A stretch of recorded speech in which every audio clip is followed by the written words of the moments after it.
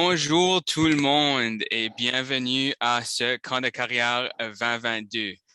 Mon nom est Alex Mercier et je vais avoir le plaisir d'animer la session aujourd'hui, intitulée Lorsque vous démontrez votre expérience BECS. Bref et concis, s'il vous plaît. Notez que cette session est offerte en français aujourd'hui, mais qu'une session en anglais sur le même sujet est présentée simultanément. Please note that this is a French session, but that an English segment on the same subject is being held simultaneously in a different webinar. If you prefer attending the English session, the link to the session is available in the chat.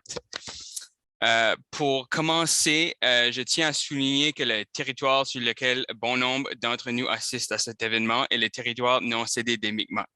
Certains d'entre vous viennent peut-être de diverses régions du pays et j'encourage donc à prendre un moment pour reconnaître le territoire que vous occupez. Au fur et à mesure que se déroule la séance d'aujourd'hui, veuillez nous faire part de vos commentaires dans l'espace de discussion situé en bas de votre écran. Si vous voulez poser une question à nos panélistes ou une question générale, utilisez la bouton Q&R, questions et réponses. Vous pouvez d'ailleurs voter pour les questions qui vous plaisent en cliquant sur le bouton du pouce levé et les questions les plus populaires seront posées à la fin de la session. Afin de mettre en valeur les apprentissages prévus aujourd'hui, passons en revue les objectifs d'apprentissage pour ce segment. Comme vous voyez à l'écran, les trois objectifs sont inscrits. Comprendre que des explications plus longues ne sont pas plus approfondies que des explications concises. Démontrer par écrit leur expérience de manière condensée qui répond aux critères de sélection et se sentir confiant dans leur capacité à décrire simplement les facteurs d'expérience dans un langage clair et simple. Donc, après cette session, il n'y aurait aucune raison pourquoi quelqu'un vous n'embaucherait pas. Pour nous guider à travers tout ça, c'est un honneur pour moi de vous présenter vos panélistes. J'ai eu la chance de leur parler à plusieurs reprises avant la session d'aujourd'hui et je suis certain que vous allez en apprendre beaucoup. Moi, personnellement, j'en ai appris beaucoup déjà. J'ai très hâte à entendre ce qu'ils ont à dire. Donc, premièrement, on a Ioana Finichu qui nous vient du secrétariat du Conseil du Trésor du Canada. Bonjour Ioana, comment ça va? Ça va très bien. Salut tout le monde. Ensuite, on a Audrey Racine qui nous vient de Emploi et Développement social du Canada et aussi est coprésidente d'étudiants GC. Audrey, ça va bien aujourd'hui? Oui, ça va bien. Merci toi. Oui, ça va très bien. Et ensuite, last but not least, Rosa Montoya, qui nous vient du département Immigration, Réfugiés et Citoyenneté Canada. Rosa, ça va bien aujourd'hui? Bonjour tout le monde, oui, ça va bien. Awesome. Donc, on va commencer une petite introduction au sujet. Ensuite, on va entendre plus de nos panélistes. Donc, certains concours au sein du gouvernement reçoivent des milliers de candidatures. Et les responsables n'ont pas tout le temps de fouiller dans vos expériences passées. Je suis certain que la grande majorité ont beaucoup d'expériences pertinentes, mais la réalité est que ça pourrait prendre des années avant d'être capable de lire toutes les expériences de tout le monde. Leur montrer d'une manière concise comment vous répondez aux critères est souvent plus facile pour eux et pour vous. Par curiosité, j'aimerais poser une petite question aux participants. Sur votre lettre de motivation, d'habitude, comment longue elle est? Est-ce que c'est 1 page, 2 pages, 3 pages ou 4 pages? Ou est-ce que vous ne préférez pas répondre? On va prendre une petite minute pour répondre le questionnaire.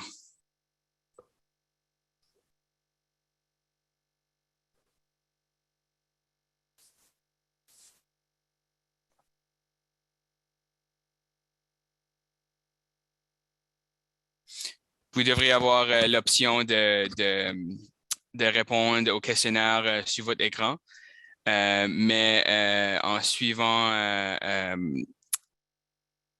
les commentaires et les résultats, on voit que la grande majorité ont une lettre de motivation d'une page et un petit peu de 2 pages. Je suis content de voir pas de 4 pages ou de 5 pages parce que des fois, ça peut être une longue histoire. Donc, on voit que en général, le monde, 1 page, 2 pages. On va peut-être commencer la discussion avec Ioana. En suivant les résultats du questionnaire, on voit que les lettres de motivation sont à peu près 1 page, 2 pages. Certaines personnes, 3 pages du vécu. En ton expérience, pourrais-tu me dire qu'est-ce qui est peut-être un avantage d'avoir une lettre de motivation qui est plus courte comparée à quelque chose qui est plus long? Oui, on veut être capable de dire tout parce que tout ce qu'on fait dans notre rôle, on considère important, évidemment. Mais des fois, un gestionnaire qui est en situation d'embauche ne veut pas nécessairement entendre tout. Donc, qu'est-ce que les avantages peut-être d'avoir une lettre plus courte comparée à une lettre plus longue? Super, merci. Merci pour le début de discussion. Et je regarde aussi les réponses dans le clavardage. Et il y a beaucoup de gens qui répondent une demi-page. Donc, ça serait bon peut-être pour la prochaine fois d'avoir cette option parce qu'on dirait que les gens aiment les demi. Donc, j'ai vu des demi-pages, des 1 page et demie. Et donc, il semble que vous n'avez pas vraiment besoin de nous dans cette séance aujourd'hui. Donc, on va essayer de vous trouver des trucs intéressants parce que vous avez déjà, vous savez déjà exactement comment écrire comme des pros. Donc, si on se met en situation, imaginez, vous voyez une annonce, une affiche qui est parfaite pour vous. Vous êtes le candidat ou la candidate idéale. Vous avez toutes les expériences. C'est votre dream job. Vous avez vraiment hâte d'y appliquer. Et là, dans votre engouement pour appliquer à cet emploi qui vous convient parfaitement, vous décidez de tout y mettre, d'y mettre le paquet parce que vous voulez montrer que vous êtes vraiment, mais vraiment, vraiment, vraiment, vraiment le candidat idéal pour ce poste. Et je vous dis tout de suite, ne faites pas ça, s'il vous plaît. Pourquoi? Parce que, juste pour vous donner une idée, pour des postes, j'ai déjà fait des concours, des processus de sélection où on a reçu, juste en demande initiale, entre 100 et 150 applications. Et moi, personnellement, je n'ai jamais utilisé des robots pour faire passer cette première étape. Donc, si ce n'est pas des robots, c'est des humains. C'est des êtres humains et en effet, les gestionnaires qui embauchent, qui doivent lire en fait ces applications.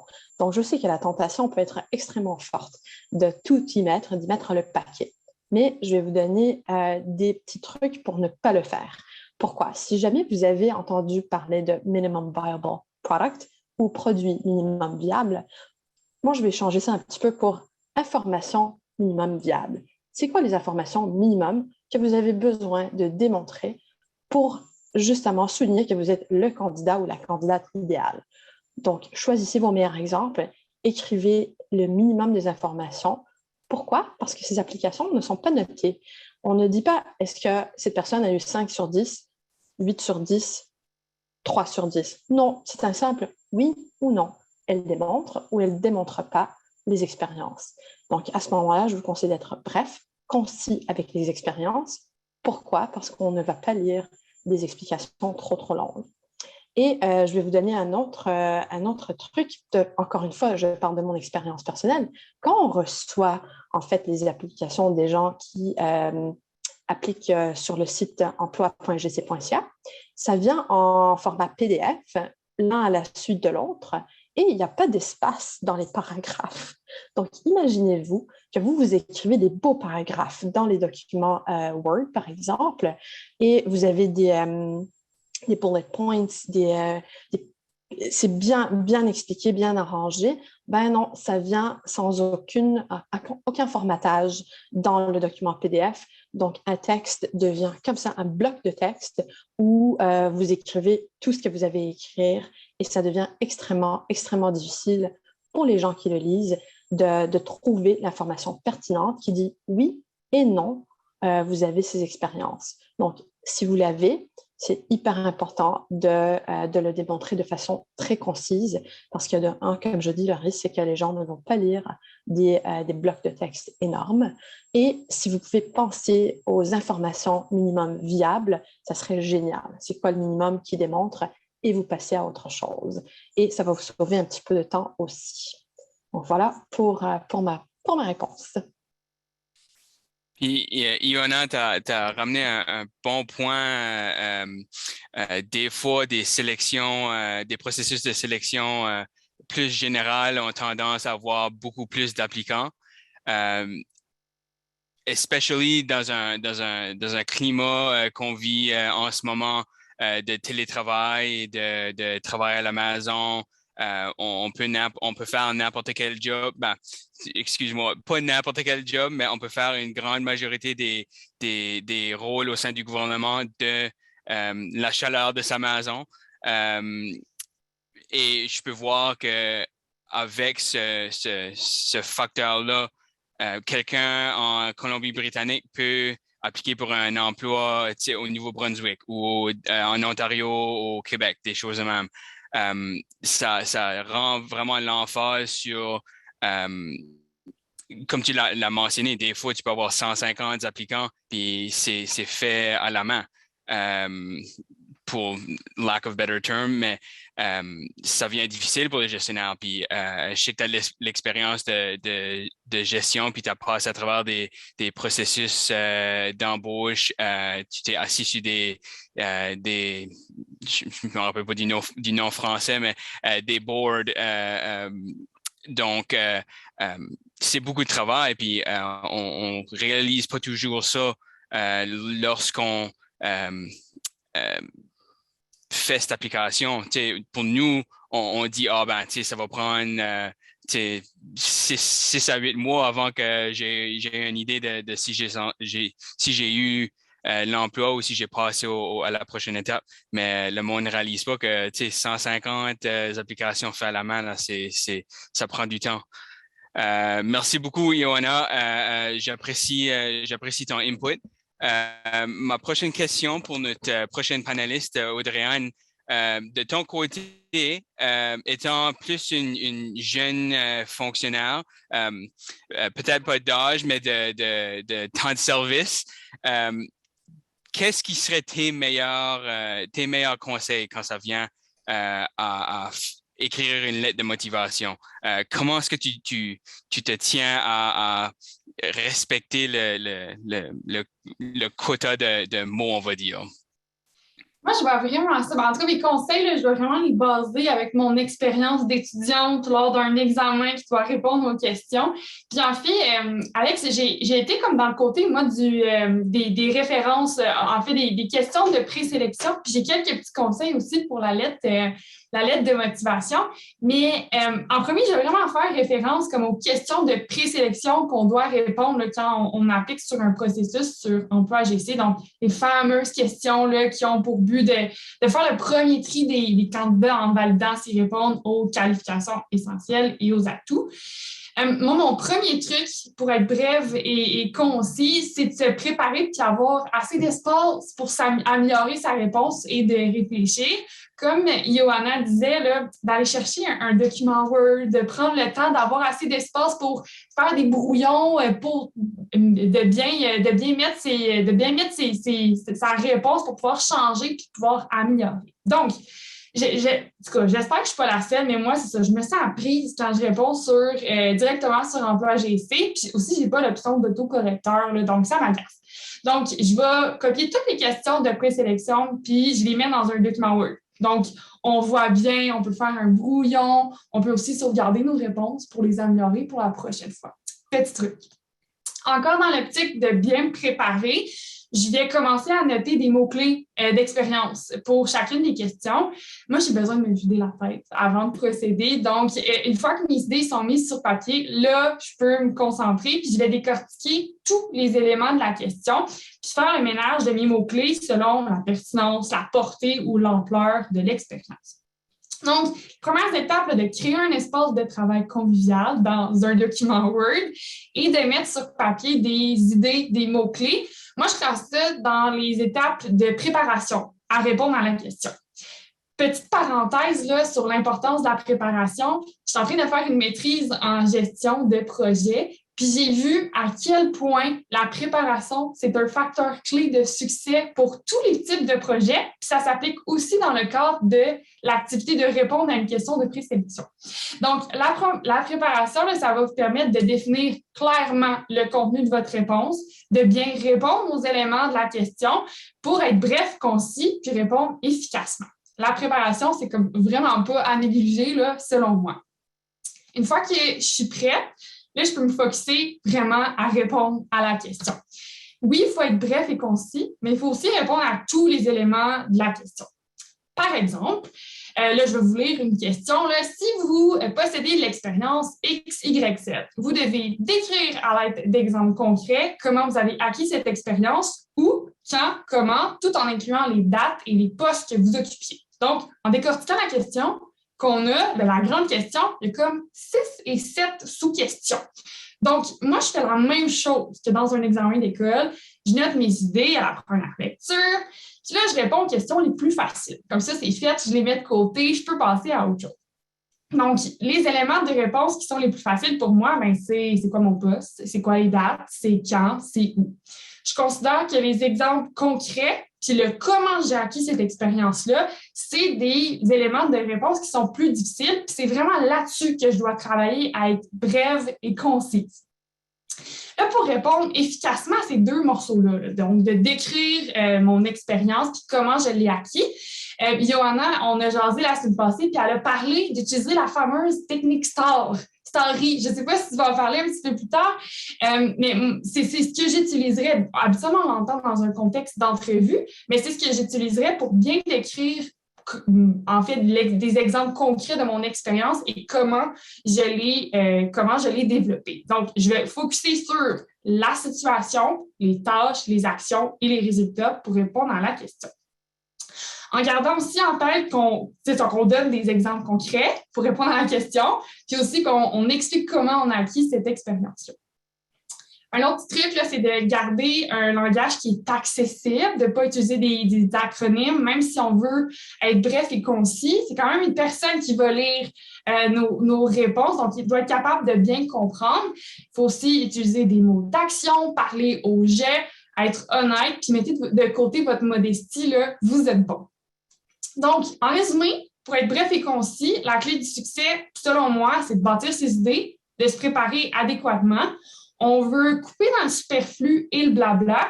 Puis si vous êtes comme moi et que vous aimeriez tout dire en même temps, rappelez-vous que les questions de présélection, c'est un des moyens d'évaluer notre expérience et qu'on va avoir le temps de jaser encore plus quand notre candidature va être retenue parce qu'on va avoir fourni des réponses brèves, concises et super pertinentes. Là, j'ai vraiment jasé les questions de présélection parce que, selon moi, elles sont très populaires. C'est elles qui m'intimident un peu plus. Mais des fois aussi, on a les fameuses lettres de présentation, comme Johanna parlait, puis Alex aussi. Les lettres de présentation, ça permet d'en apprendre davantage sur l'intérêt de la personne puis de voir sa passion. Donc, mon truc, c'est de se focusser sur l'objectif, premièrement, d'une lettre de présentation. Donc, moi, mon conseil, c'est de parler avec son cœur parce qu'on veut que la personne voit notre intérêt, de parler, de garder aussi en tête qu'il y a d'autres outils pour parler de son expérience. La lettre de motivation, la lettre de présentation, c'est de voir ses qualités, c'est de voir son intérêt. Donc, tout ça pour dire que écrivez pas un texte sur une expérience de travail précis, c'est pas l'objectif de la lettre de présentation. La lettre va vous permettre de démontrer que vous avez les qualités nécessaires pour occuper le poste. Puis l'objectif, c'est de convaincre le destinataire d'examiner votre CV puis de vous permettre de vous proposer une entrevue, en fait. C'est un art de parler et d'écrire là, de manière brève et concise. Puis moi, c'est pas dans mes qualités, malheureusement, de parler de manière brève et concise. J'ai trop d'intérêt, j'ai trop d'énergie, là, mais ayez pas peur de faire des erreurs et pas peur de vous pratiquer. C'est en faisant des erreurs que vous améliorez puis que vous vous relevez meilleur, en fait. Donc, je vais juste faire un petit résumé. Je vais tout faire le contraire de ce que je viens de faire. Je vais reprendre mon discours, puis je vais le faire de manière brève et concise pour bien démontrer ce que j'ai dit. Donc, en résumé, prenez le temps de bien vous préparer. Comme dirait mon prof, la préparation, c'est primordial. Gardez en tête l'objectif de l'outil d'évaluation ou de présentation. Répondez à toutes les questions, puis structurez bien vos réponses avec la méthode STARI. Sortez de votre confort, puis allez vous pratiquer. Voilà, voilà mes petits trucs. Merci Audrey, d'une façon très bref et concis. J'ai vraiment... c'est souvent qu'on entend parler de la méthode STAR, comme moi je l'ai appris, mais que j'ai appris la semaine passée en parlant avec Ioana qu'il y a eu une nouvelle lettre ajoutée. Donc, c'est très intéressant, puis c'est quelque chose peut-être qu'on pense pas toujours. On apprend une fois, puis on est comme ah oui, comme je sais comment faire ça, mais des fois c'est important de peut-être se pratiquer un petit peu parce que c'est des choses qui se perdent au fil du temps. Donc, c'est quelque chose que je trouve qui est vraiment intéressant. Puis, si qu'on peut partager des ressources sur la méthode STAR, je suis pas mal certain qu'il y a une conférence qui aura lieu sur cette méthode plus tard cette semaine ou la semaine prochaine, mais c'est définitivement quelque chose qui est très important quand on essaie d'être bref et concis. Ma prochaine question, c'est peut-être un petit peu plus l'avocat du diable. Oui, des fois, on peut rambler on, comme ils disent, avoir une grosse lettre de 2, 3, 4 pages. Mais des fois, c'est peut-être pas la meilleure chose d'être trop bref et concis. On veut quand même avoir certaines expériences clés.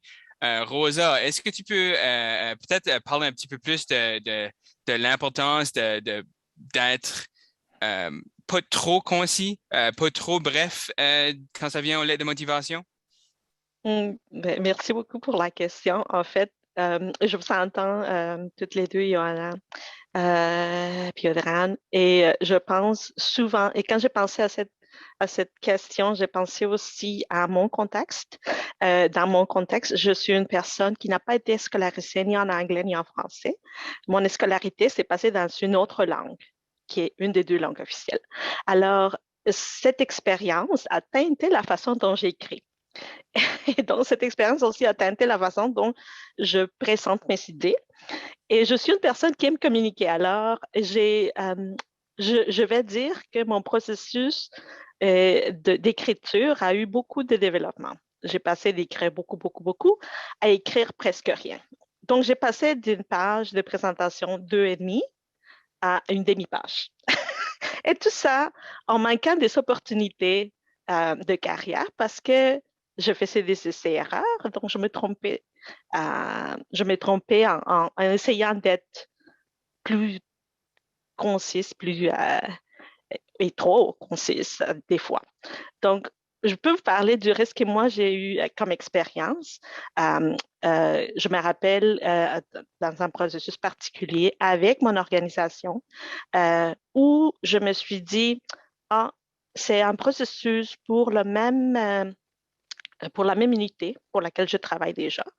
Donc, les gens vont savoir déjà c'est quoi le contexte. Donc, je n'ai pas besoin d'expliquer le contexte à personne. Et grande erreur, j'ai oublié de mettre un peu de contexte à mon exemple et donc j'ai laissé la place à la déduction, que les personnes déduisent que ce qui s'est passé dans le scénario de ma réponse et j'ai manqué d'avoir répondu et que quelqu'un fasse elle démontre la compétence.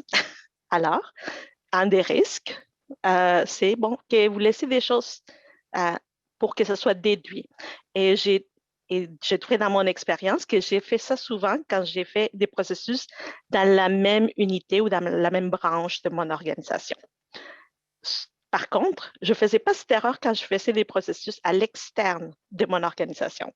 Donc, ça pour vous dire que quand vous pensez, oh, c'est l'équipe supérieure à moi, bon, réfléchissez peut-être un peu à est-ce que je suis en train de laisser un peu la place à la déduction et je raccourcis mon exemple ou raccourcis des détails qui seraient peut-être importants à donner pour démontrer mon expertise. Une autre chose, c'est que ces processus d'écriture que j'ai eu dans ma carrière a été comme de trouver le juste milieu dans la langue officielle de mon choix. Moi, souvent quand j'écris, j'ai de la difficulté à identifier c'est quoi les éléments importants de ma réponse. Et je pense, comme Audrey-Anne a expliqué, il faut se laisser le temps de vraiment réfléchir à sa réponse. Parce que quand j'écris, je vais écrire beaucoup au début et je vais commencer à éliminer les éléments farfelus, comme si je faisais une note de brefage. Pour ceux qu'à un moment donné, ils vont devoir écrire des notes de brefage, et c'est ça dans votre carrière. Moi, ce que j'ai trouvé de l'aide, c'est d'aller dans le site de l'École de la fonction publique et aller dans les formations pour faire des notes de brefage. Et j'ai appris quelques trucs par rapport à ça. Comme ma façon d'écrire était teintée par le fait que j'ai fait mon scolarité la plupart de temps en espagnol, j'écrivais souvent dans la voix passive et je m'en rendais même pas compte. Donc, de juste changer la voix passive par la voix active, de dire qu'est-ce que moi je faisais, ça a changé beaucoup dans mes exemples.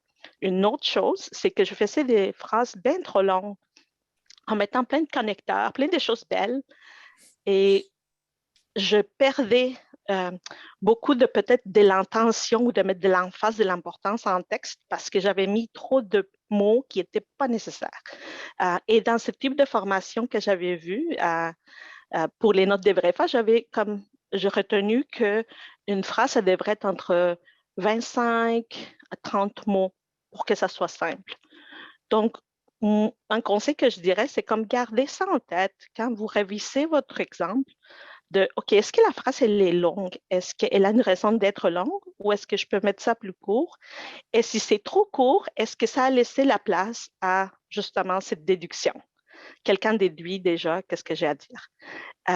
Et une autre chose, c'est penser si à la personne qui va lire votre exemple, comme Yana l'a mentionné, un processus de sélection qui est, mettons, un inventaire, tu vas avoir peut-être 300 candidats.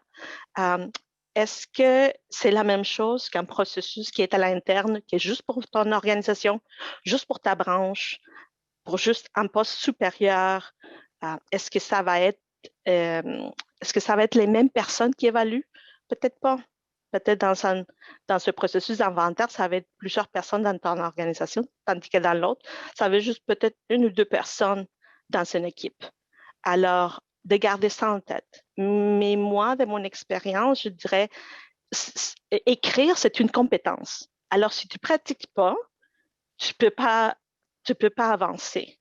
Et il faut se permettre de faire des erreurs et de ne pas être trop dur avec nous parce que je fais ça trop court ou trop long.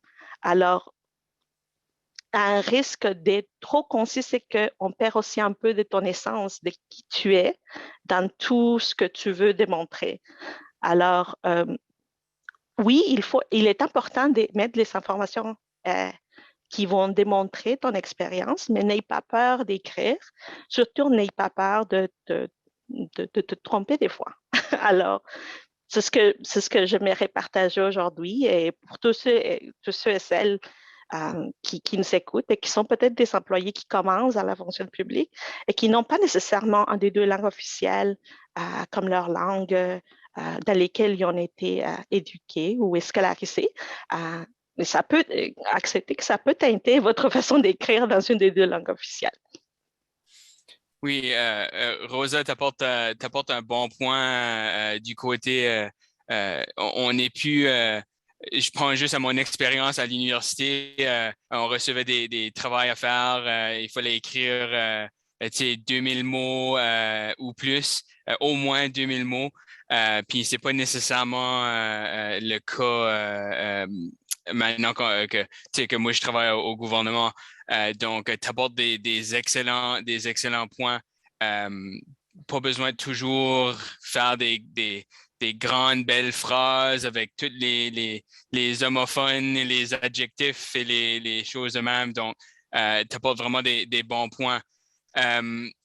J'ai peut-être une question que je vais poser à vous trois et peut-être qu'on va commencer avec Ioana et peut-être aller à travers le panel. Mais est-ce que, en votre opinion, quels sont les facteurs clés que quand ce que vous lisez une lettre de motivation, quels sont les facteurs clés qui démontrent que quelqu'un a réussi ce que vous cherchez? On parle souvent de compétences exigées, des compétences, des added competencies. De quel côté, en général, écoute, on n'a pas un poster en avant de nous, mais comment est-ce que quelqu'un fait pour bien répondre ces exigences-là? Et qu'est-ce que les thèmes en général que vous cherchez? On va commencer avec Ioana. Ouais, there you go. Oui, pas de problème. Donc, oui, en fait, est-ce qu'on a répondu à la question? Je sais que ça peut être bête, mais c'est première chose que je regarde. Est-ce qu'on a répondu à la question? Et pour donner des exemples concrets, j'ai déjà vu dans des applications les gens se perdre dans la question est-ce que vous avez un diplôme? Et j'ai un paragraphe où finalement, il y a tout plein de choses qui sont écrites dans le paragraphe, qui sont allés à l'école, qui ont fait ci, qui ont fait ça, mais jamais j'ai obtenu un diplôme fini en telle année. Donc, des fois, on se perd dans les explications et on ne répond tout simplement pas à la question. Donc, première chose, est-ce qu'on a répondu à la question? Donc, c'est quand même assez important parce que sinon, ça dépend encore une fois de quel processus et de qui vous allez tomber. Et je sais, ça peut paraître difficile à entendre des fois, mais c'est des êtres humains qui révisent tout ça. Donc, on applique la même chose pour toutes les applications qu'on reçoit. Donc, on doit faire une décision à ce moment-là. Est-ce qu'on va fouiller dans les CV des gens ou dans d'autres places pour trouver s'ils ont bien obtenu ce diplôme ou s'ils ont bien les cours dont on a besoin pour cette qualification. Donc, une fois qu'on prend une décision comme ça dans un jury de sélection, on doit le faire pour tout le monde, n'est-ce pas? Donc, je ne peux pas décider une chose pour une application, une autre chose pour une autre application. Je dois fonctionner de manière transparente et équitable pour tout le monde. Donc, première chose, répondez à la question. Deuxième chose, en fait, oui, est-ce que les choses sont bien expliquées? Elles se cachent. Est-ce que je dois fouiller pour les années d'expérience? Donc, si on demande 3 années d'expérience dans telle chose, est-ce qu'on peut trouver les 3 années très facilement? Ou est-ce qu'encore une fois, je dois commencer à faire de la gymnastique mentale pour essayer d'ajouter les années? Donc, je vous recommande, quand vous l'écrivez, vraiment, en telle année et telle année, tel mois et tel mois, 6 mois, j'ai eu cette expérience, voici comment. 6 autres mois, j'ai eu cette expérience, voici comment. 2 années, voici comment. Et là, tout d'un coup, on a 3 paragraphes, on a les 3 ans, où vous commencez même les 3 années, c'était entre telle date et telle date, séparés en 3 périodes. Donc, rendez ça vraiment, vraiment difficile pour la personne qui lit votre application de dire que vous n'avez pas eu cette expérience. Parce que c'est tellement clairement écrit qu'on ne peut pas se tromper. Il n'y a pas de manière d'interprétation. Donc ça, c'est les deux conseils, je pense, primordiaux que je donnerais aux gens. Mais si je peux me permettre de retourner un peu sur les choses que Rosa et toi avez dit il y a quelques secondes, pour revenir pour les phrases trop longues, je ne sais pas si les gens sont au courant que Word et Microsoft Office 365 offrent des outils pour vérifier les textes en termes de grammaire et de comment on s'exprime et ainsi de suite. Donc, on peut tout de suite voir la cote de lecture et à quel niveau ça l'est. Et si c'est trop long et c'est trop complexe, trop compliqué, ça donne même des suggestions. Donc, la technologie maintenant nous permet vraiment d'alléger un peu ce côté-là. Donc, je vous recommande fortement de regarder les outils qu'on a déjà et auxquels on a déjà accès. Donc, rien de plus à acheter ou à downloader ou quoi que ce soit, mais passer ce genre de vérification sur votre texte et ça peut vous aider de ce côté-là. Et juste une chose par rapport aux 2000 mots, j'ai trouvé ça vraiment génial parce qu'il y a un des derniers processus de sélection que j'ai vu, c'est un maximum de 500 mots par question. Donc, on passe d'un minimum de 2000 mots à l'école à un maximum de 500 mots pour un critère de sélection. Et donc, oui, je peux comprendre comment ça peut être ahurissant de passer d'un mode de pensée à l'autre. Donc, on se donne une chance de le faire. Oui, absolument. Puis, tu apportes des très bons points. Comme tu viens juste de le mentionner, pour moi, personnellement, c'était un choc quand j'ai fait mon premier processus de sélection. Puis, OK, décris tes derniers 2 années de ta vie en 500 mots. Ben, je pourrais en parler pour 2 heures de long, un livre quasiment, là. Puis, je pense que on n'est pas toujours prêt à se vanter. Je trouve que, écoute, moi, je parle de mon expérience personnelle. Moi, je pourrais parler de moi-même pour 5 heures de temps. C'est quelque chose qui est très facile pour moi. Puis Audrey-Anne l'avait mentionné plutôt cet après-midi à l'heure du Nouveau-Brunswick. Mais c'est quelque chose que je trouve très intéressant. Tu as mentionné plus tôt que c'est pas toujours des ordinateurs, comme on va dire, qui font la lecture des réponses, des lettres de motivation. Peut-être pour Audrey-Anne et Rosa, est-ce que il y a peut-être des mots, puis j'ai vu la question posée dans le chat aussi, mais est-ce qu'il y a des mots peut-être spécifiques, on va dire des mots universitaires que peut-être mettre dans une lettre pour, cette personne ici, c'est quoi ce qu'elle parle de. Est-ce que vous avez peut-être des exemples ou peut-être des thèmes en général qui pourraient ressortir?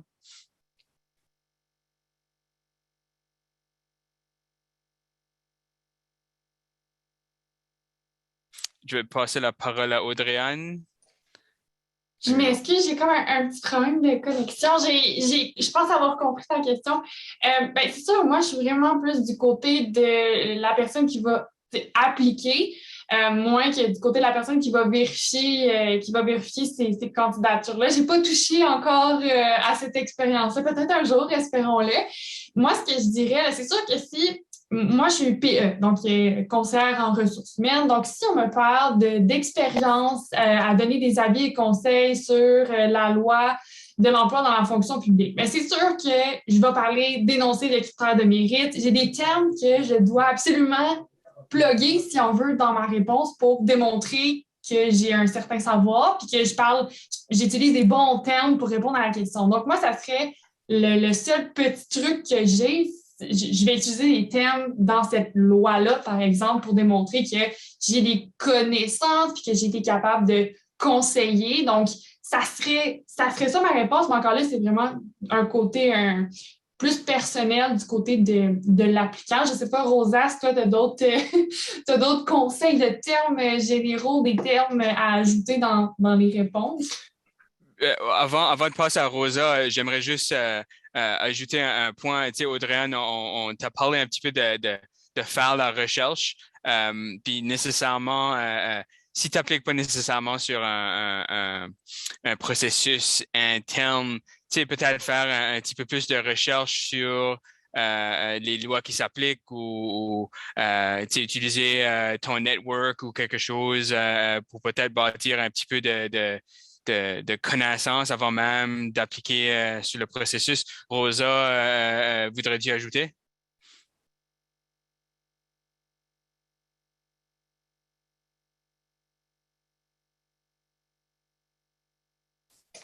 Rosa, on t'entend pas. Ouais, je pense que tu es sur mute, Rosa. OK. Oui. There you go. OK. Ben, voilà, le classique des réunions Zoom. Bon, moi, je dirais, faites de la recherche aussi par rapport à l'organisation dans laquelle vous voulez participer. Des fois, vous allez trouver des mots très, très forts dans leur, tu sais, dans in the statement of mission, dans la mission de l'organisation, ou même si c'est peut-être un processus plus petit dans votre propre organisation, peut-être que vous avez ou vous pouvez demander accès à la description du poste pour lequel vous voulez appliquer. Des fois, ça vous donne un aperçu de c'est quoi les tâches qui sont un peu rechercher pour voir comment ça peut s'aligner dans votre exemple ou dans les mots que vous allez choisir, mais aussi pour vous de savoir, oh, est-ce que c'est vraiment ce type de poste pour lequel je vais appliquer? Donc, ça peut comme avoir deux façons de placer aussi des mots-clés qui vont être comme importants pour la personne qui va évaluer ton expérience. Mais moi, je dirais, si c'est des mots forts, allez rechercher dans l'organisation pour laquelle vous voulez travailler. Des fois, les mots les plus forts vont être trouvés dans ces paragraphes-là.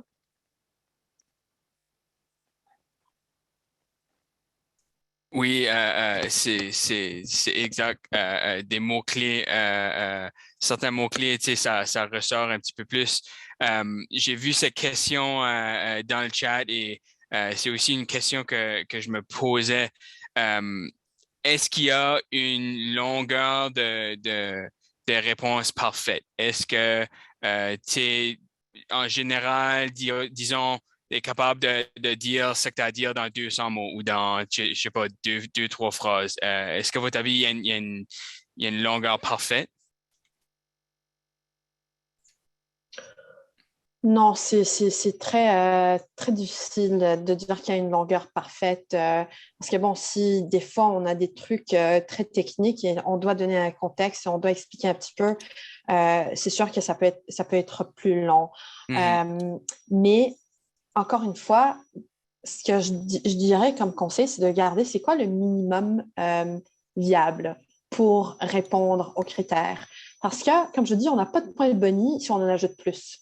Alors, pourquoi est-ce qu'on mettrait beaucoup trop d'efforts à en ajouter plus qu'on en a besoin? Donc, en autant que vous avez la confiance, vous êtes confiant que votre réponse répond à la question et touche à toutes les choses qu'on demande dans la question, des fois, c'est pas plus que deux, trois trucs qu'on demande, n'est-ce pas? On demande de l'expérience dans telle chose pendant tel nombre d'années. Parfait. Voici la chose, voici le nombre d'années et on peut le garder là au minimum. Donc, il n'y a pas une longueur idéale, mais je dirais le concept, il y a un concept idéal.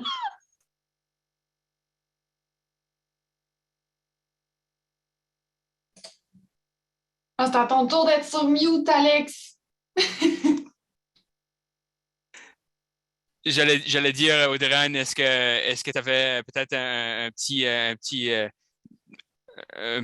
deux phrases à ajouter à ça? Johanna a bien résumé ce que j'avais en tête, là. Mais tu sais, dans tous les cas, la longueur parfaite d'une explication, c'est la longueur pour répondre à tous les éléments de la question. Donc, c'est sûr que si on est capable, il n'y a pas de limite, de minimum, de maximum. Le but, c'est de répondre à tous les éléments de la question. Puis encore là, c'est sûr, il faut trouver un juste milieu. On veut enlever le superflu, on veut répondre adéquatement. Puis aussi, garde en tête qu'il y a quelqu'un qui va lire ça. Donc, si c'est trop long, la personne va décrocher. Puis, il y a peut-être des éléments qui étaient pertinents à la fin que, c'est ça, il faut vraiment bien structurer sa question, je crois. Puis, je vois dans les questions-réponses qu'il y a beaucoup de gens qui demandent des exemples concrets, mais la base, je pense, d'une bonne réponse, c'est sa structure. Donc, c'est de bien structurer, puis l'explication va être parfaite si on répond à tous les éléments de la question. Absolument, absolument. Avant de passer à la prochaine question, j'aimerais juste faire un rappel de la fonction questions et réponses. Au lieu de poser les questions dans le chat, on peut poser les questions dans cette fonction. Vers plus dans la prochaine section, on va dire, du panel, on va passer à travers certaines de ces questions-là. Ioana, tu avais quelque chose à ajouter? Oui, en fait, on revient toujours à cette structure parce que je pense que c'est au courant des discussions qu'on a eues justement la semaine passée où tu as tout à fait raison, Audrey-Anne et Alex aussi. Moi, j'ai introduit tout de suite parce que selon moi, dans ma tête, c'était vraiment très évident pour tout le monde que la méthode STAR-I, je sais, le I, il sort de nulle part, je sais. Je l'ai appris moi-même il y a peut-être 5-6 ans. Je n'avais jamais entendu parler avant. Donc, I pour impact. Et il y a un excellent exemple dans le clavardage qu'un participant a donné concernant impact. Et je peux en donner d'autres, il n'y a pas de problème. C'est pas toujours évident de trouver l'impact et c'est pas toujours nécessaire. Donc, si on vous demande, vous avez un diplôme, situation tâche, peut-être pas. Impact, vous avez vos diplômes. Hein? Vous l'appliquez. Mais non, donc, c'est pas toujours nécessaire. Mais je prenais pour acquis que tout le monde utilisait la méthode STAR ou STAR-I ou STARS pour répondre aux questions dans l'application. Et on a eu une super belle conversation avec Andréane, où elle disait, oui, pour moi, c'est évident que dans les entrevues, je prends cette méthode-là et j'applique cette technique-là pour vraiment organiser mes réponses. Mais je vous conseille 100% des fois, 100% du temps, à prendre la même technique. Et là, elle est disponible. Il y a énormément de choses qui ont été écrites. Je sais que le réseau de jeunes fonctionnaires a aussi des ressources pour la méthode STAR. Elle s'applique parfaitement aux réponses pour les processus de sélection.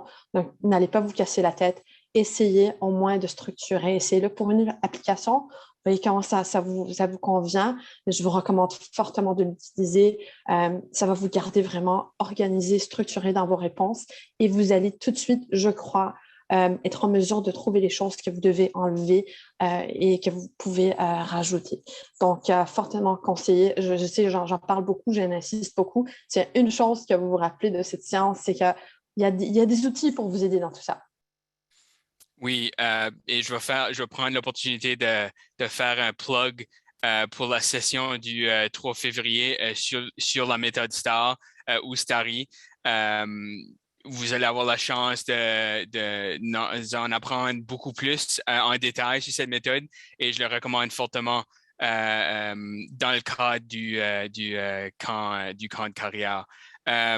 Ma prochaine question est peut-être une question que beaucoup de personnes se posent et c'est certainement une des questions qui risque d'être peut-être une des plus intéressantes. Pas que vos autres réponses n'étaient pas intéressantes, mais la question est qu'est-ce que les erreurs que des candidats qualifiés commettent le plus souvent qui vont les éliminer d'un processus? Est-ce que vous pouvez penser à OK, cette personne ici était parfaite pour le rôle ici dans mon organisation, mais parce qu'il n'a pas dit ceci ou il a dit ceci, on était dans la direction de ne pas l'embaucher. Rosa, j'aimerais commencer avec vous. Et, et je vais vous donner mon exemple d'une expérience que j'ai eue quand j'ai commencé ma carrière. J'ai commencé dans un centre d'appel. J'ai passé un processus pour faire partie du centre d'appel, mais ce processus était expiré, mais je n'avais pas encore ma permanence. Alors, j'ai dû participer à un nouveau processus pour me qualifier pour le poste que je faisais déjà. Et alors, j'ai manqué le processus. Pourquoi?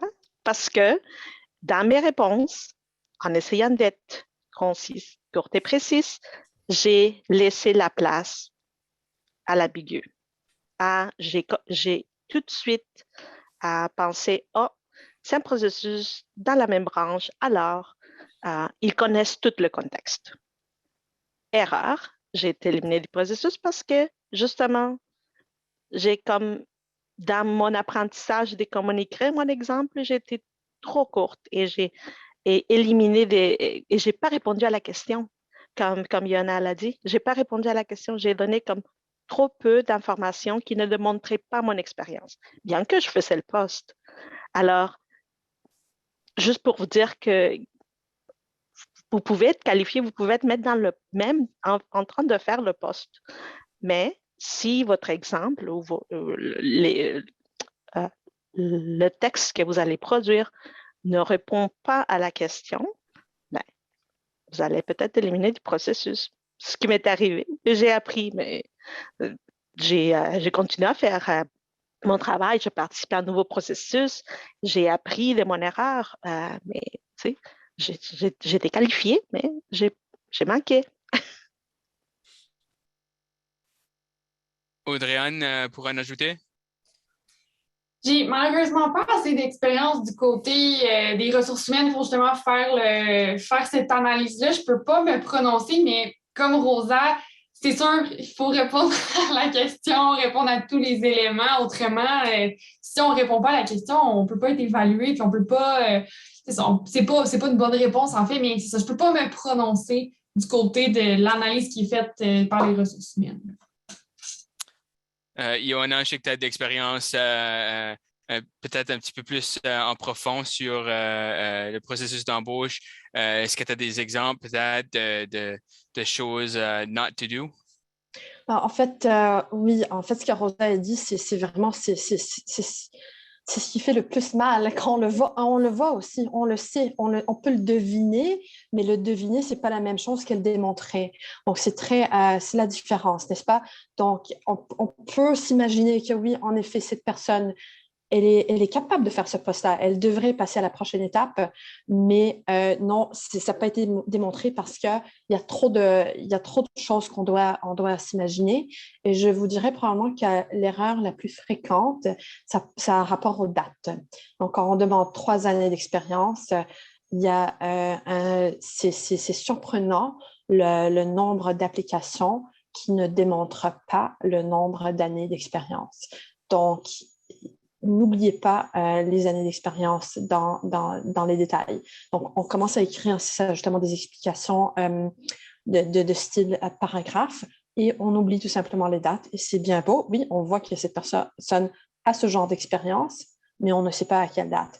Et encore une fois, je vous rappelle, c'est hyper important que si c'est marqué dans la fiche que les CV ne seront pas consultés, ils ne seront pas consultés parce qu'on n'a tout simplement pas le temps d'aller consulter 300, 400 CV.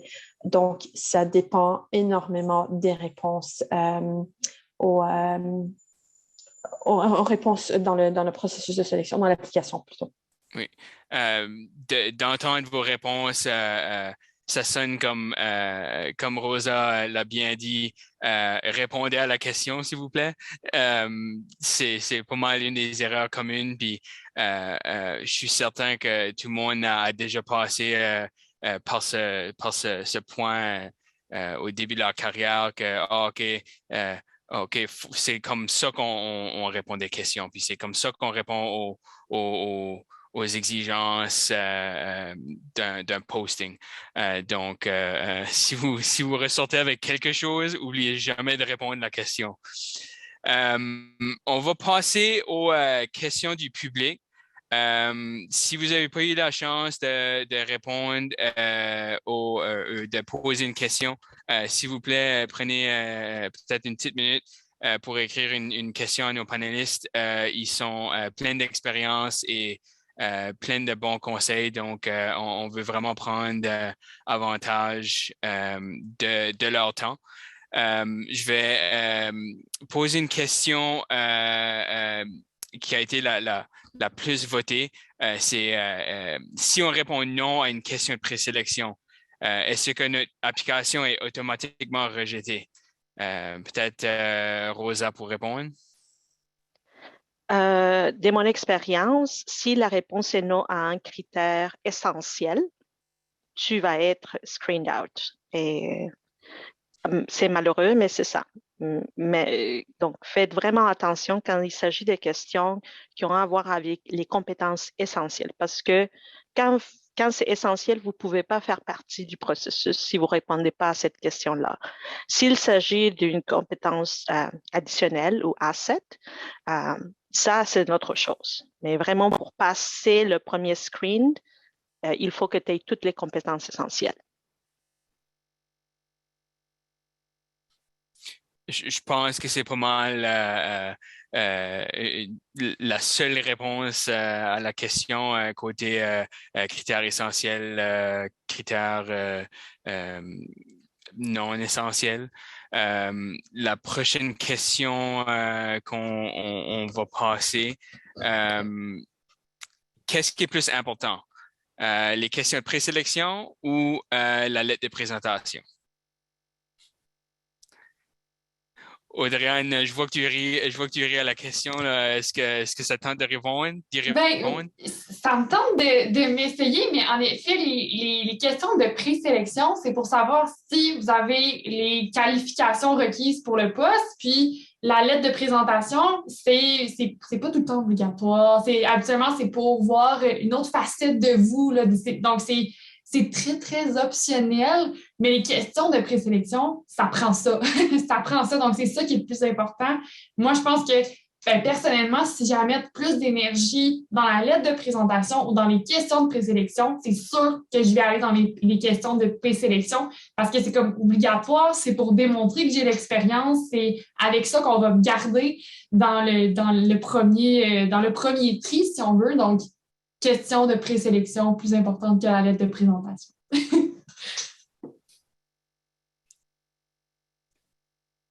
Moi, je dirais que ça dépend de c'est quoi le type de processus. Est-ce qu'il s'agit de quelque chose un processus qui est formel avec un processus de sélection qui apparaît dans jobs.gc.ca ou s'agit-il d'un processus interne pour un act-in de 3 mois pour lesquels on te demande juste ton CV puis ta lettre de présentation?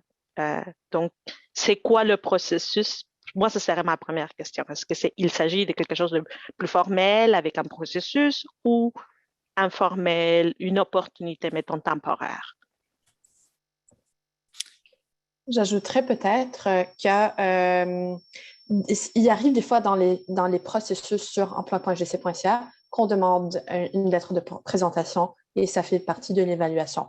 Donc, en fait, c'est quoi le processus? Qu'est-ce qu'on vous demande? Je suis tout à fait d'accord avec tout ce qu'Audrey-Anne et Rosa ont dit. Et donc, je vous recommande, lisez qu'est-ce qu'on vous demande dans l'application. Où est-ce que vous voulez postuler? Est-ce qu'on vous demande une lettre de présentation? Est-ce qu'elle est obligatoire ou c'est du nice to have? Et à ce moment-là, vous allez savoir c'est quoi l'effort que vous devez mettre là-dedans. Absolument. Puis c'est des très bons points de tous les trois. La prochaine question, quand vous répondez, je ne veux pas dire la question de lettre motivation, mais pour ceux qui ne savent pas, quand vous allez dans GC Jobs, il y a dépendamment du processus, évidemment, il y a un onglet spécifiquement pour une lettre de motivation ou une question, disons, plus une question longue, on va dire, à réponse longue, excuse-moi, mais dans cette lettre de motivation-là, est-ce que j'ai besoin de dire trois exemples d'expérience ou est-ce que 2 c'est correct? J'imagine que ça dépend de la pertinence, mais je serais curieux de savoir est-ce qu'il y a on va dire un chiffre magique lorsqu'on répond à ces questions-là. Il n'y en a pas. Il n'y en a pas, ça dépend. Qu'est-ce qu'on demande dans le processus? Parce qu'un processus, c'est pas. C'est des humains qui lisent, mais c'est des humains aussi qui font l'affiche, l'annonce. Donc, c'est des humains qui décident qu'est-ce qu'ils veulent et qu'est-ce qu'ils recherchent. Et ça va dépendre d'un processus à l'autre. C'est aussi simple que ça. Donc, si on vous dit, on veut une lettre de motivation qui inclut, qui démontre vos expériences, à ce moment-là, vous savez sur quelle voie vous enlignez. Si on vous dit, on veut que vous répondiez à ces questions de présélection, et vous pouvez, si ça vous tente, ajouter une lettre de motivation. Vous savez, et vous pouvez, si vous n'avez pas envie d'ajouter une lettre de motivation, elle est optionnelle, pas besoin de l'ajouter. Je dirais aussi, si on vous donne dans ce type de processus où on dit que c'est juste une lettre de présentation qui explique certains critères et des fois, on va vous ajouter je connais juste les acronymes en anglais, excusez-moi, le SOMC, le Statement of Merit Criteria. on va vous ajouter ce document-là où on vous indique c'est quoi les compétences recherchées ou c'est le poste qui s'affiche ou l'opportunité. Il y a certains critères essentiels qui veulent que vous démontriez. Alors, regardez si c'est le cas, regardez le document qu'on vous envoie pour voir si vous pouvez sortir des mots-clés de ce document-là ou aussi des verbes d'action du document. Une question intéressante que je serais très curieux d'entendre votre point de vue. Est-ce qu'une réponse en point form, au lieu d'écrire un gros texte de 500 mots, je sais que Ioana, tu l'avais mentionné au début que lorsque vous sortez cette information-là du système, c'est en PDF, puis c'est des longues lignes à lire, pas nécessairement bien espacées. Est-ce que faire répondre à une question en bullet point, est-ce que ça peut-être aiderait un petit peu plus? Personnellement, j'ai zéro problème avec ça en autant qu'on réponde à la question. Donc, si on me dit telle année, 2016 à 2020, telle expérience, voici comment, pourquoi. Oui, si vous arrivez à tout expliquer en bullet form, et moi je comprends, bah oui, voilà, de telle année à telle année, on démontre bien l'expérience, ils ont fait cette chose-là, voici les résultats de la chose et possiblement l'impact. Pas de problème pour moi. Audrey, qu'est-ce que tu en penses répondre à une question en bullet point? Encore là, je pense que c'est plus mon opinion personnelle. Moi, j'aime ça trouver comme dans n'importe quoi. Là. J'aime vraiment ça, trouver l'information facilement. Pas besoin de tout lire. Pas besoin d'avoir tout de lire un gros paragraphe. Par défaut, moi, je fais des paragraphes. Mais c'est vrai, c'est comme une bonne question. Puis j'y réfléchis beaucoup. Je me remets en question moi-même parce que d'avoir des points, là, c'est sûr que l'information est plus facile à aller chercher. Il faudrait que je réfléchisse. Je vais penser à ça. Rosa, qu'est-ce que tu en penses? Moi, j'ai déjà fait une lettre de présentation avec bullet points, mais pas pour les critères ou les compétences qui étaient recherchées, mais plutôt pour annoncer les pôles dans lesquels j'étais, pour annoncer ma cote de fiabilité, pour annoncer mes langues. Donc, ça, j'ai fait en bullet points. Donc, voici ma cote de sécurité, elle expire quand, check. Est-ce que je suis disponible à faire des heures supplémentaires? Est-ce que je suis disponible à avoir un BlackBerry? Est-ce que je suis disponible à voyager de façon domestique ou internationale? Donc, ces points-là, je l'avais mis en bullet points. Et du feedback que j'ai reçu, de la rétroaction, c'est que le gestionnaire en question avait apprécié que ces points-là étaient en bullet point. Parce que pour le gestionnaire, c'était plus facile de code de langue, code de sécurité, la personne là. Donc, quand j'ai reçu mon feedback, j'ai finalement pas eu l'opportunité, mais le feedback que j'avais eu, c'était que ça, ils avaient aimé beaucoup la façon dont j'avais présenté ces éléments comme plus administratifs. Je serais très intéressé de peut-être poser la question à mon réseau, spécifiquement les gestionnaires en ressources humaines, voir si que, tu sais, ce serait-tu bien vu de répondre à la question de même. Donc, ça, c'est quelque chose que je vais définitivement essayer de faire au cours des prochaines semaines, des prochains mois. On va passer à travers des questions. On a un Xavier Robillard qui demande est-ce qu'il y a une banque de mots-clés ou de mots à utiliser en particulier? Est-ce que vous peut-être des ressources que l'École de la fonction publique ou les réseaux des jeunes, est-ce qu'il y a peut-être une banque de mots qui pourrait aider les fonctionnaires dans le côté de leurs applications? Je peux parler de mon organisation. Donc, IRCC a un dictionnaire des compétences qui est un document très utile quand on veut démontrer des compétences dans des processus de sélection. si je ne me trompe pas, ce document est accessible aux fonctionnaires. Je pense qu'on l'avait partagé dans un autre événement avec le réseau des jeunes fonctionnaires, mais à IRCC, il y en a un document. Ioana, est-ce qu'il y a quelque chose dans ton département? Moi, je fais toujours, je fais toujours référence à l'annonce. C'est quoi la question? Et reprenez, je pense que ça a déjà été mentionné aujourd'hui, reprenez les mots de la question dans votre réponse. On cherche de l'expérience en préphage des gestionnaires de haut niveau. Alors voilà, moi, entre 2016 et 2020, j'ai briefé des gestionnaires de haut niveau, donc des DG à telle chose pour telle chose, des VP ou des sous-ministres adjoints pour telle chose à telle chose, et ainsi de suite. Donc, on reprend les mots de la question dans la réponse. Je pense que c'est le moyen le plus facile de ne pas trop chercher d'autres mots clés à ajouter. Dans le même sens de cette question et réponse, il y a une autre question qui demande est-ce que c'est vraiment nécessaire disons que je suis dans mon emploi, ça fait 5 ans. Est-ce que c'est nécessaire lorsque je réponds une question à chaque fois dans mon rôle au service correctionnel de 2015 à 2020 dans le rôle je m'excuse, il y a une ambulance qui passe à côté.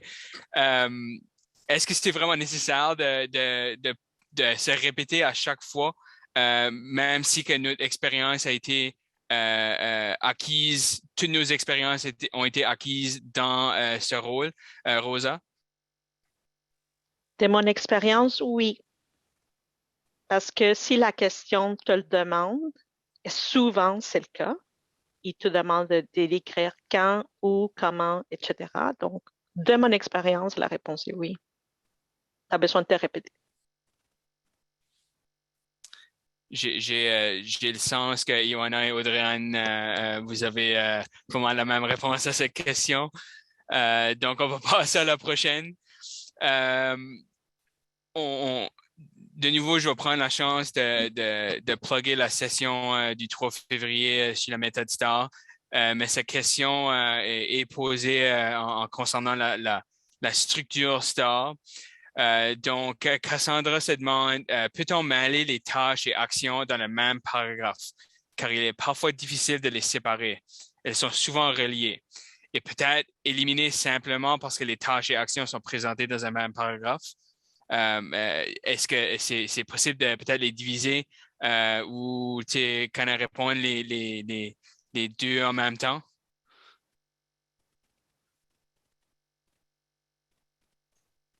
Je ne suis pas trop sûre de bien avoir capté la question. Je peux la répéter. Ouais. Donc, ça dit, concernant la structure STAR, peut-on mêler les tâches et actions dans le même paragraphe? Car il est parfois difficile de les séparer. Elles sont souvent reliées. Ah oui, c'est une question de formatage de paragraphe. Non, il n'y a pas de problème. Il n'y a pas de problème. Mais c'est des choses qui sont différentes. Donc, une tâche, c'est quelque chose, pour la situation, c'est le contexte général. La tâche, c'est pourquoi c'est votre problème de faire ce truc-là? Right? Donc, pourquoi c'est à vous de le faire? Voici ce que j'avais à faire parce que c'est devenu mon problème dans mon emploi et voici des actions que j'ai prises. Donc, c'est en autant que ça soit clair, la suite des choses, il n'y a pas de problème. Ça peut être dans les mêmes paragraphes. Selon moi, je n'ai pas de problème avec ça. On le lit vraiment, c'est comme si on racontait une histoire vraiment à quelqu'un. Une histoire très, très courte, en moins de 500 mots.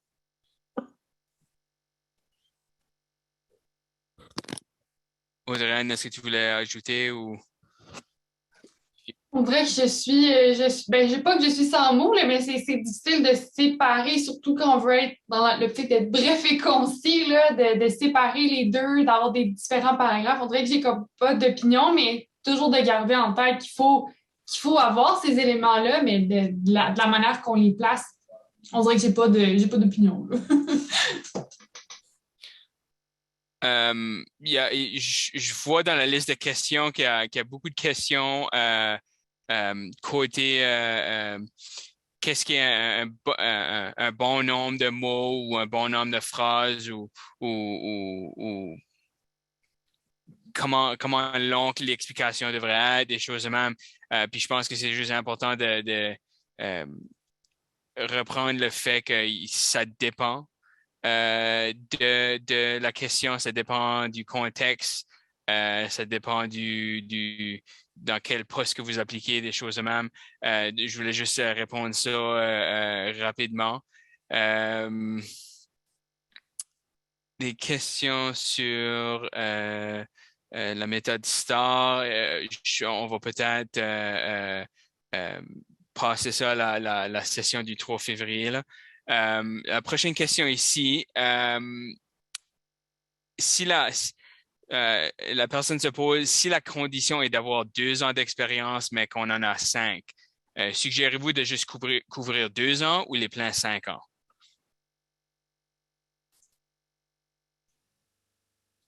Peut-être passer à Ioana? Pas de problème. Excellente question. Est-ce que les 3 années de plus rajoutent quelque chose qu'on voulait chercher ou est-ce que c'est exactement la même chose? Donc, est-ce que c'est dans... Ce que je veux dire, c'est que si on dit dans les 2 ans, j'ai obtenu cette expérience et j'en ai 3 ans de plus aussi, est-ce que vous devez en rajouter? Pas nécessairement. Ça ne vous donne rien. Si c'est dans le même poste, vous avez eu le même poste où vous avez démontré cette expérience pendant 5 ans, ben, écrivez le début et la fin du poste, il n'y a pas de problème. Donc, mais c'est pas besoin d'en rajouter plus quand vous avez déjà fait le minimum. Si vous avez eu un poste, par exemple, pendant 2 ans et vous avez très bien réussi à démontrer cette expérience dans le cours de ce poste, pas besoin d'en rajouter un deuxième. Aucunement, vous vous en tenez au minimum.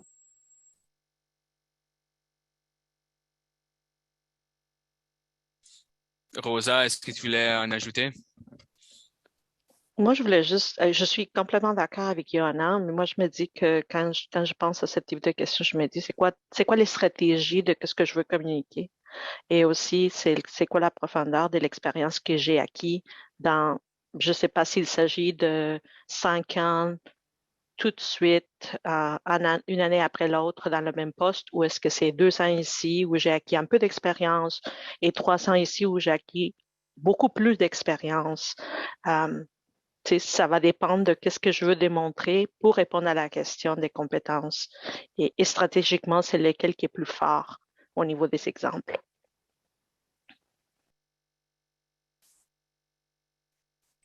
Audrey-Anne, un petit 2 cents sur ce sujet?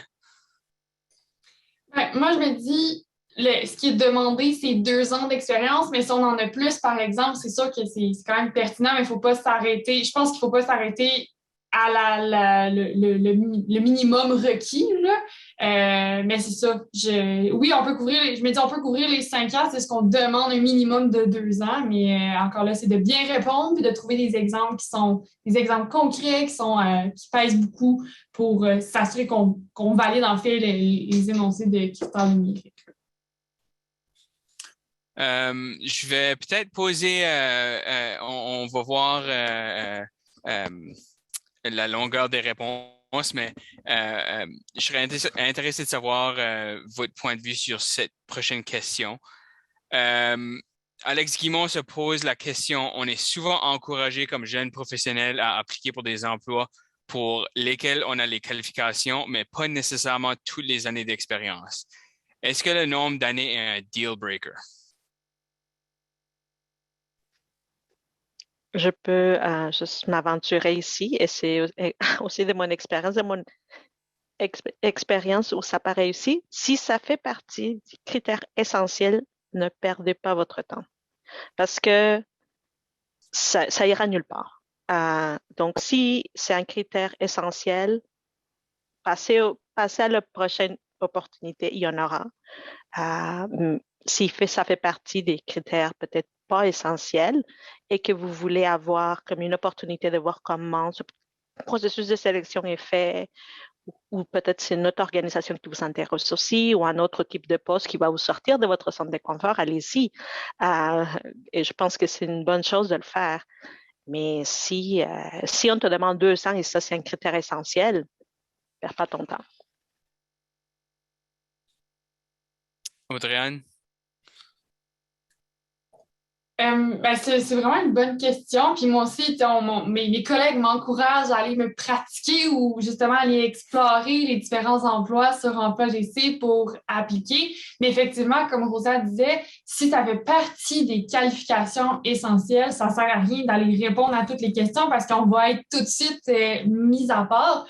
Mais d'aller justement se pratiquer, d'appliquer, de s'améliorer, de se relever de nos apprentissages. Ça, c'est sûr que je trouve que moi, en tout cas, c'est ce que j'essaie de faire, de me pratiquer puis d'appliquer sur des postes que je remplis les qualifications essentielles. Mais si j'ai pas 3 ans, par exemple, demandé d'expérience comme conseillère en ressources humaines, j'appliquerai pas, je veux pas aller perdre mon temps, mais je vais aller chercher les autres opportunités puis je vais appliquer pour justement me pratiquer puis apprendre de ces processus-là.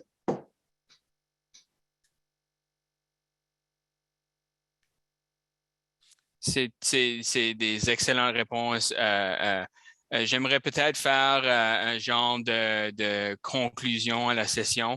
Peut-être commencer avec Ioana, un thème, peut-être un dernier mot aux participants sur l'importance d'être bref et concis lorsqu'on parle de l'aide de motivation des choses de même.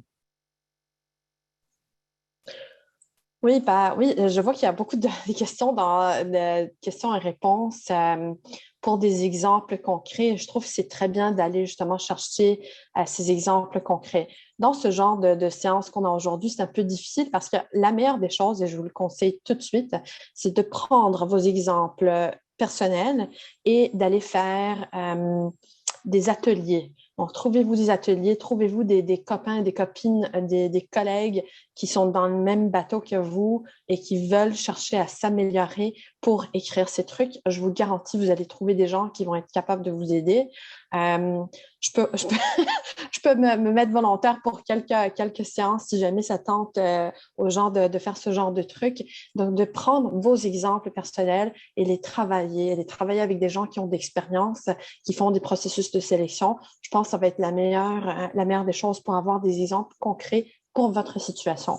Donc, nous, on va vous donner des trucs en général, des trucs il faut vraiment garder proche pour réussir. Parce que selon moi, il n'y a pas de raison pour ne pas passer le processus de présélection. Que ce processus de présélection ou l'étape plutôt de présélection soit faite par lettre de motivation, soit faite par questions et réponses. Donc, cette étape-là, si vous avez les expériences, vous avez le nombre d'années qu'on vous demande, il n'y a pas de raison. Donc, on peut toujours travailler sur la façon de l'écrire et le démontrer. On peut vous donner énormément de trucs, mais la meilleure des choses, ça va être de prendre vos exemples personnels et de les retravailler, d'essayer avec des gens qui peuvent vous donner des conseils. Pourquoi c'est important? C'est parce que c'est la première étape que vous devez franchir justement pour passer plus loin. Le but, c'est d'aller chercher un examen, d'aller chercher des entrevues, peu importe les prochaines étapes dans un processus de sélection. Je pense que Rosa a touché à ce point aussi. Ça va vous aider énormément quand vous allez faire du briefage pour vos gestionnaires, pour vos cadres, pour la haute gestion. Donc, c'est vraiment les mêmes compétences qu'on utilise pour écrire, pour répondre, pour appliquer à des processus que pour faire du briefage à propos de nos dossiers. Donc, c'est des compétences que vous pouvez aller chercher qui sont extrêmement importantes. Les gens, on demande tout le temps d'être bref, partout, dans toutes les situations. Pourquoi? Parce que le temps, c'est de l'or. Hein? Donc, le temps que vous allez mettre à écrire des explications, le temps qu'une personne va prendre pour lire des explications. Donc, on veut minimiser ce temps-là. Pourquoi? Parce que c'est une étape et on veut que vous la passiez le plus efficacement possible. Donc, le but, je vous garantis tout de suite, c'est pas de planter le monde. C'est vraiment d'essayer de voir, OK, cette personne passe, on les passe aux prochaines étapes, on les passe aux prochaines étapes. Donc, je ne sais pas si ça vous a aidé comme réponse, mais de façon concrète, allez vous chercher d'autres façons de réécrire ces choses-là en plus petits groupes. On peut vous aider. Il y a énormément d'outils sur Internet aussi, et aussi, bien sûr, entre collègues. On est là pour ça. Merci beaucoup, Ioana. Comme tu as dit, il y a tellement d'outils disponibles. Des fois, c'est juste le fait de te faire dire, écoute, il y a un outil right là, si tu veux l'utiliser, puis ça pourrait faire la plus grosse différence pour quelqu'un. Rosa, un petit compte rendu en 2 minutes de la session d'aujourd'hui? Moi, je dirais aller chercher vos réseaux dans vos organisations, dans d'autres organisations, réseau des jeunes fonctionnaires, et voilà, ou réseau d'étudiants dans votre organisation, d'autres réseaux, peu importe, et vraiment aller chercher de l'aide avec d'autres fonctionnaires qui vivent la même chose que vous. Il y a rien de mieux que aller parler d'un processus de sélection avec quelqu'un qui a passé un processus de sélection.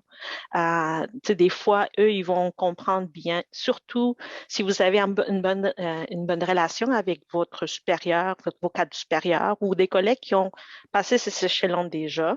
Vous pouvez peut-être faire un exemple d'une question en 3 versions.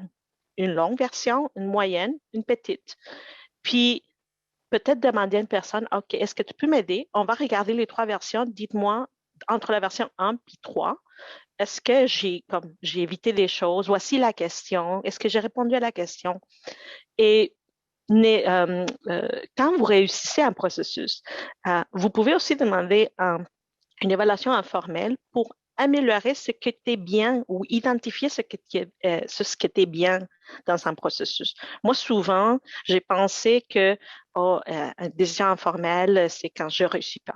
Non, quand je réussis, je peux, si c'est possible, demander, vous pouvez demander, on vous dira si c'est possible ou pas, mais de demander voir quels étaient vos points forts pour que vous puissiez accorder du temps aux points qui étaient moins forts peut-être, ou des exemples pour lesquels vous pensez que vous démontrez la compétence, mais en fait, dans l'exemple, c'était peut-être en 2 sur 4 au lieu d'être en 3 sur 4. Donc, c'est ça pour moi. Merci, Rosa. C'est très... moi, je suis quelqu'un qui relie beaucoup sur mon réseau. Je connais très, très bien l'importance d'un réseau. Donc, tu as raison de peut-être se fier à son réseau pour nous aider. C'est quelque chose qui est très utile. Audrey-Anne, de ton côté, un petit compte rendu? Oui, mais mon Dieu, j'ai vraiment aimé ce que Johanna et Rosa ont dit. Puis c'est vrai, là, moi aussi, quand j'ai des questions, là, je vais toujours voir ma collègue pour lui poser des questions, réviser ce que j'ai mis en place. Puis aussi, si vous avez des connaissances, aidez aussi les autres là, de votre entourage à partager vos conseils. Si vous avez des trucs là, pour justement former des bonnes réponses, partager, puis aller chercher aussi de l'expérience des autres. Je pense que c'est la clé du succès, toujours, toujours. L'autre chose que je voulais dire, naturellement, travailler sur la formulation de vos questions. Moi, je sais que là, cet après-midi, pendant mon heure de dîner, je vais réviser. Là. Je vais aller voir si mes questions sont bien mises. Là, j'ai donné des conseils, mais il faut bien que je les applique. Là. Donc, tu sais, de s'assurer que vos types de questions répondent à la question, des choses comme ça. Là, prenez le temps de bien valider ce que vous avez, puis allez chercher les ressources. C'est sûr qu'on ne dira pas assez aujourd'hui. Là. Partagez ce que vous connaissez, puis de poser des questions. C'est comme ça qu'on s'améliore, puis pratiquer. Allez chercher des questions, au pire, sur Emploi GC, des archives pour un poste que vous aimeriez appliquer. Puis pratiquez. Faites vos réponses à l'avance si on veut. C'est sûr que c'est comme ça qu'on s'améliore. Voilà. Merci beaucoup, Alex. Merci beaucoup à vous. J'aimerais juste prendre un moment pour remercier les panélistes qui sont extrêmement intelligentes et vraiment, ils savent vraiment qu'est-ce qu'ils parlent de. Moi, j'en ai appris beaucoup personnellement. j'ai hâte d'appliquer ces connaissances à mon prochain à ma prochaine postulation. J'aimerais remercier l'équipe en arrière du Career Bootcamp, Marc-André, Josh, Jennifer, Marcella, Haley. Vous êtes incroyables. On ne serait pas capable de faire qu'est-ce qu'on a fait aujourd'hui sans vous. J'aimerais aussi faire un rappel que il y a beaucoup de liens qui ont été envoyés dans le chat à des sessions qui se passent cette semaine et la semaine prochaine. Beaucoup de ressources aussi qui ont été partagées. Merci Lynn d'avoir fait ça aussi. Un rappel de la session cet après-midi. Appliquer les principes TikTok à votre présentation lors d'une entrevue. Moi, j'ai hâte pour celle-là. Je sais pas pour vous autres, mais je suis un fier utilisateur de TikTok, donc j'ai hâte de participer à cette session. Je vais aussi faire un plug pour l'événement de réseautage qui aura lieu cet après-midi à 4h30. Le lien sera envoyé par Marc-André dans le chat. Donc, j'aimerais remercier tout le monde d'être venu et d'avoir écouté attentivement et d'avoir posé des questions pertinentes. Donc, merci beaucoup et à la prochaine.